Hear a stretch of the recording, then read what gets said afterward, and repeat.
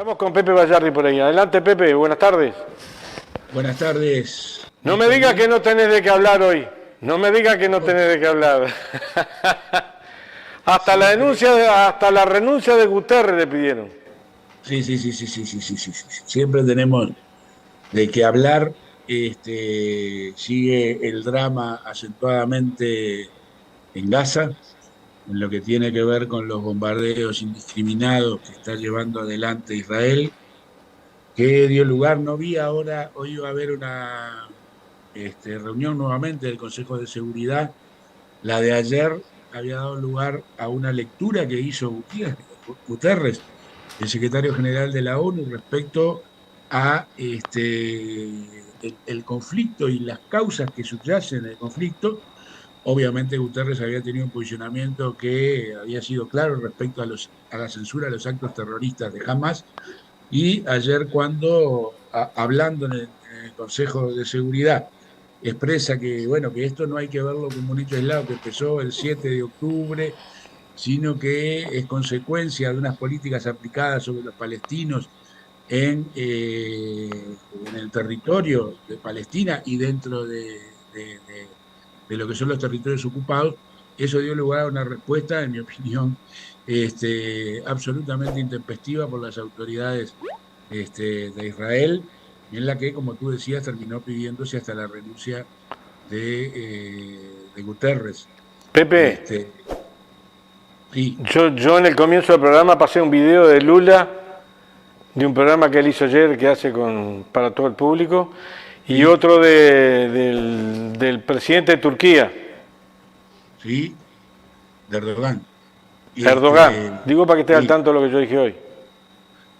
A ver, yo creo que tratar de explicar todo esto como que el 7 de octubre fue un rayo en el cielo sereno y una situación serena es absolutamente un error. Vos ya sabés que yo he tenido una posición bien crítica y no me tiembla el pulso en decir que las acciones llevadas adelante por Hamas fueron acciones que trataron de imprimir terror, pero también tengo una posición crítica respecto a las políticas aplicadas por la derecha y la ultraderecha sionista, y particularmente por el gobierno actual del Estado de Israel, en lo que tiene que ver con los territorios ocupados. Política que, vamos a entendernos, sobre esos territorios tiene una larga data, viene desde 1948 y que tiene en el fondo que a ver, tanto para Hamas, ¿no?, como para el gobierno y la ultraderecha sionista israelí.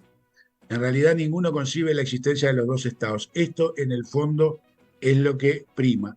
O sea, la ultraderecha sionista pretende de alguna manera que todo lo que se conoce como el territorio de Palestina quede en manos de Israel, y jamás, que no es el conjunto del pueblo palestino, ni representa al conjunto del pueblo palestino, en realidad niega la existencia del Estado de Israel. Estas dos vertientes se retroalimentan, y esto ha sido así particularmente desde que jamás ganara las elecciones en la Franja de Gaza. Y yo tengo cantidad de registros de que esta ultraderecha sionista, el gobierno de Netanyahu y muchos actores adentro del gobierno de Netanyahu prefieren la existencia de Hamas con sus acciones que la política que había llevado adelante la Autoridad Nacional Palestina, que, como yo dije en alguna oportunidad acá también, había llevado adelante en vida de Yasser Arafat y de Yitzhak Rabin los acuerdos de Oslo de 1993, que eran acuerdos territorios por paz, y que eso se vio frustrado por el asesinato de Yitzhak Rabin de parte de un ultraderechista israelí, y luego con el envenenamiento de Yasser Arafat en el año 2004. Entonces, esta es la realidad que subyace en el fondo, y que tanto la posición de Hamas como la de la ultraderecha israelí se retroalimentan en lo que ellos cada uno concibe respecto a la situación planteada. Lo lamentable es que esto significa vidas de los dos lados, significa vidas israelíes, significa vidas palestinas, y en este momento la situación termina o está siendo dramática, ¿no? Más allá más allá de que en realidad ese intento de Israel, que ha seguido ayer de noche, había sido un bombardeo muy grande y que hoy la situación en la Franja de Gaza es verdaderamente dramática, situación que además la mayoría de los medios de comunicación occidentales de alguna manera están ocultando, y eso creo que llevó a esa situación dramática y la eventualidad del incremento de la situación bélica en la región, llevó al planteo que hizo Guterres, que ha llevado a cierto belicismo con la ONU por parte de las autoridades de Israel. Yo creo que esto debilita a Israel de manera significativa ante la comunidad internacional. Hemos visto las manifestaciones que hay en Europa y en otros países, ni hablar en el mundo árabe. Olvidémonos del mundo árabe, ¿no? Que cierto tiene más lógica, pero en Europa brutal. Y hoy veía lo que había sido un partido, creo que fue Celtic y Atlético de Madrid, en que la tribuna del Celtic estaba llena de banderas palestinas. Entonces creo que esto, a ver, no tengo mucha expectativa ni mucha confianza, pero creo que, como lo he dicho también, si la comunidad internacional no brega por imponer la existencia de los dos estados y garantizar la coexistencia, vamos a estar per secula seculorum. Imaginémonos todos estos jóvenes niños, muchos de los cuales van como 2000 y pico de asesinados en la Franja de Gaza con los bombarderos, los que se salven cuando vayan creciendo, qué actitud van a tener con respecto a los israelíes, ¿no? Es lamentable, pero esta es la situación que está planteada. Bueno, de todos modos, tenemos acá en la esquina, enfrente, una situación planteada de la que algún comentario deberíamos hacer, que Sí.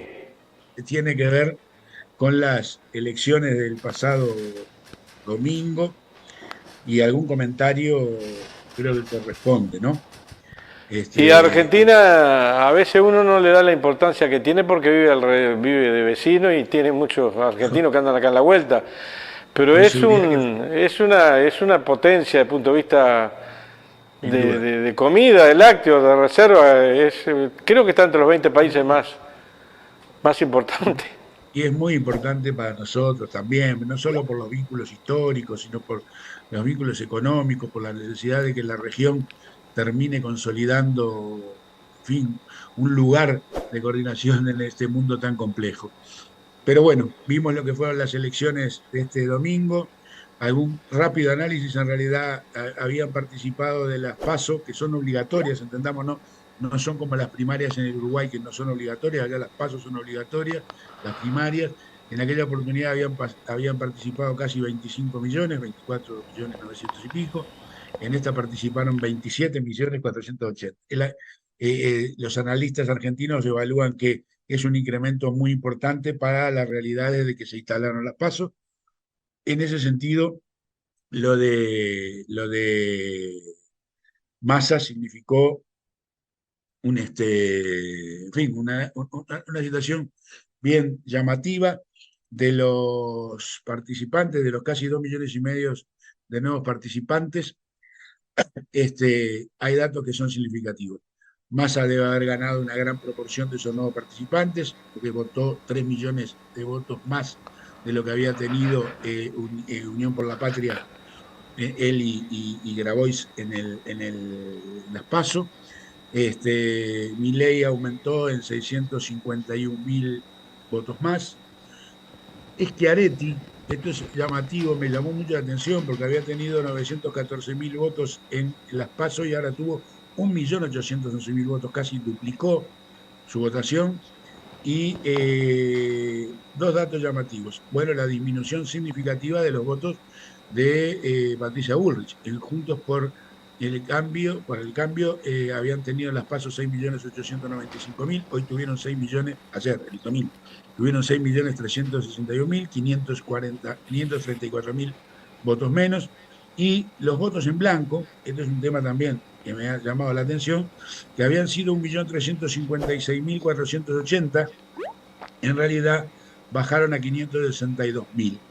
Por lo cual, yo creo que con los nuevos votantes y con los votos en blanco, llegan casi a 3.800.000, y ahí hay que ver la distribución de los votos y de los crecimientos que se pueden haber dado. Algunos ¿La se deben izquierda haber. cómo votó? Bregman votó, había tenido 642.000 votos en las PASO y tuvo ahora 720.000 votos. Subió en 77.000, 78.000, Pues diríamos. creció muy poco comparativamente con el cordobés. Creció poco, el cordobés creció de manera muy significativa. Yo decía que si bien los votantes se incrementaron en 2.544.000, el total de votantes, si uno suma los votos en blanco que pasaron a ser ahora de 1.356.000 a 562, o sea, ahí le suma 800.000 votos más, hay para repartir cerca de 3.300.000 votos y hay que verlos en ese sentido. Lo de Patricia Bullrich es, en fin, un desbarranque. Ese desbarranque en realidad ha llevado que hoy ya no existe Juntos por el Cambio, ¿no? Por la última información que tenemos de hoy, ya no existe Juntos por el Cambio. O sea que la Unión Cívica Radical, a través de dos de sus referentes, ha planteado que ha dejado de existir Juntos por el Cambio como se concebía hasta el momento. En página 12 se había usado un método llamado de inferencia ecológica, creo no sé si la página 12 de ayer o de hoy, que fue desarrollado por un cientista político de la Universidad de Harvard, que se llama Gary King, y que es aceptado por los tribunales de los Estados Unidos. Eso es inferencia, es un método que yo no logro todavía, bueno, no lo conozco ni lo he estudiado.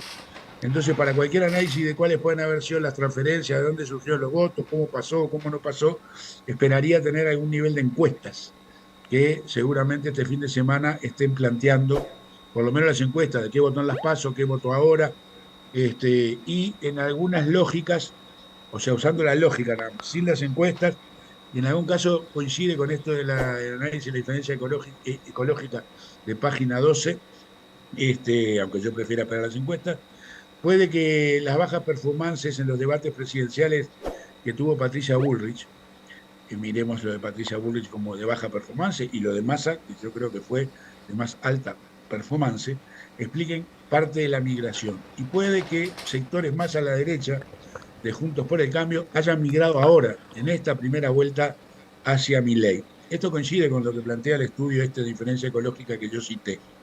Porque yo creo que de todos modos, políticamente hablando, es más difícil que los votantes de la reta hayan migrado hacia Milei. Pero se verá qué dan las encuestas o qué puede ser. Llamativo, como te dije, el crecimiento de Schiaretti, casi duplicó los votos entre la PASO y la primera vuelta. Ahí hay que ver cómo se comportan los votos de Schiaretti para la elección de la segunda vuelta ahora en noviembre. Creo que, ahora hablaré un poco de Massa, del discurso de Massa, de las políticas de Massa. Creo que en realidad gran parte del discurso de cierre de Massa, de cierre del día, ¿no? El día domingo de Massa, para mí fue un muy buen discurso pensando en el 19 de noviembre, vayan dirigida también a tratar de atraer parte de esos votos. Hasta Este, la intervención en el debate que hubo, en el segundo debate, yo vi el primero y el segundo, los dos, pero el sí, segundo debate estuvo vinculado allá hacia el 19 de noviembre, lo de sí, Massa. sí, ahora me voy a hacer referir a algunas cosas más. A la primera que voy a decir es que, como lo dije acá, lo voy a repetir, mi primera duda fue, que lo dije, como era llamativo, que es la situación económica que estaba la Argentina, ¿está bien? Con un nivel de inflación de arriba del 120%, con 40% de una situación de pobreza, el ministro de Economía fuera candidato a presidente por el oficialismo. Esto para mí hizo una lectura de que era como una especie de debilidad, diríamos, ¿está bien? O juntaba la mayoría de los puntos en contra en esta lectura. Coincido contigo, porque además el Claro, país tenía problemas. sí, era difícil, ¿no? Sí, claro. Entonces, tenía una sola favor, era que él era el ministro de Economía y que yo supongo que habrá solicitado a la hora de aceptar ser candidato, tener las manos libres para tomar las medidas económicas que quisiera y efectivamente firmado el acuerdo con el fondo, que no le resultó fácil, firmado el acuerdo con el fondo, porque el fondo le pedía casi una devaluación del 100% y Massa no estaba dispuesta a aceptar nada más que del orden del 20%, y firmado ese acuerdo con el fondo, en realidad tomó un conjunto de medidas para responder la demanda de los más necesitados, ¿no? Devolución del IVA, y en fin, y algunas exoneraciones y en bonos a los sectores de jubilados que estaban más comprometidos. Massa conoce los sectores de jubilados porque había estado en la ANSES, creo que en el primer gobierno de Kirchner, y creo que eso fue la fortaleza. La debilidad de hacer economía, la fortaleza fue el tema de contar con las manos libres para tomar las medidas que entendiera que debía tomar. Y de hecho creo que las tomó. Una cosa que hay que tener presente a los que estamos en esta parte del río y que seguimos la política de cerca, siempre nos cuesta categorizar al peronismo, ¿no? Siempre nos cuesta categorizar al peronismo, más los que vivimos una historia de un peronismo que contenía a la ultraderecha de López Rega y a los montoneros que lo invocaban como tal. Así que imaginémonos que no es fácil ubicar al peronismo. No es duda que es un sentimiento, que es una cosa este, está bien extendida en la realidad política argentina. Y yo creo que muy probablemente gran parte de los votantes que no estuvieron, recordemos, 70% participado de las PASO, 77% ahora, en realidad gran parte, 3 millones, 2 millones y pico de votantes nuevos se volcaron.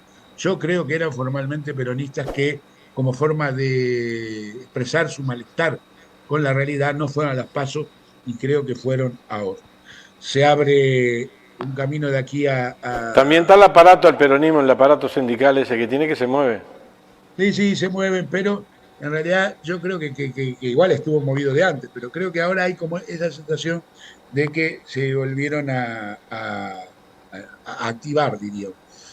Sin duda que el aparato existe, pero recordemos que en la anterior oportunidad habían perdido la mayoría de las provincias, ahora rescataron muchas de las provincias en las que se habían perdido.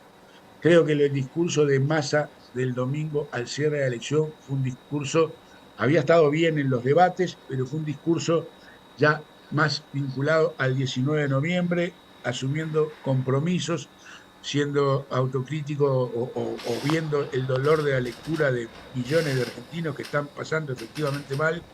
Y dos cosas. Fue un estrado sin gente, ¿está bien? No hubo nadie en el estrado, ¿está bien? Lo único que subió al final fue su familia, por lo cual no todo lo que suma, suma. Y creo que hay que ver cómo sigue construyendo alianzas de cara al 19 de noviembre. Vamos a seguir con este tema porque todavía queda casi un mes para llegar a ese momento y veremos cómo se termina definiendo la cosa. Por favor, Terminamos por acá. 30 segundos que estamos, ya terminamos, pero 30 segundos. Kicillof.